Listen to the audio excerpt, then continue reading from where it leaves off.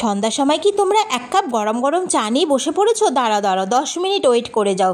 ফ্রিজে কি চিকেনের সলিড পিস আছে? সবার প্রথমে চিকেনের সলিড পিসগুলোকে ছোটো ছোটো টুকরো করে কেটে নাও। এর মধ্যে নিয়ে নাও 1 চামচের মতন আদা রসুন বাটা, একটা গোটা পাতিলেবুর রস আর পরিমাণ মতন লবণ।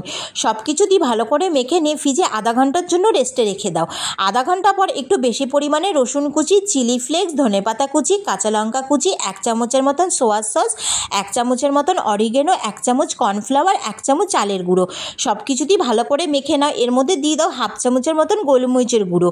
আবারও সব কিছু ভালো করে মেখে নাও। এবার কতগুলো টুথপিক নিয়ে নাও। এবার প্রত্যেকটা টুথপিকের মধ্যে যে কটা চিকেনের টুকরো ঢোকে সেগুলোকে ঢুকিয়ে টুথপিকগুলো রেডি করে নাও। সব কটা টুথপিক যখন রেডি হয়ে যাবে, এবার লো টু মিডিয়াম ফ্লেমে হাতে একটু সময় নিয়ে উল্টে পাল্টে লাল লাল করে ভাজা করে নামিয়ে নিলেই হয়ে গেল চিকেন গার্লিক স্টিক। আর দেখেই বুঝতে পারছো কতটা মুচমুচে হয়েছে। এবার 1 কাপ গরম গরম চায়ের সাথে গরম গরম চিকেন গার্লিক স্টিক নিয়ে বসে পড়ো। আর গরম গরম চায়ের সাথে গরম গরম চিকেন গার্লিক স্টিক খেতে তো দারুণ লাগলো।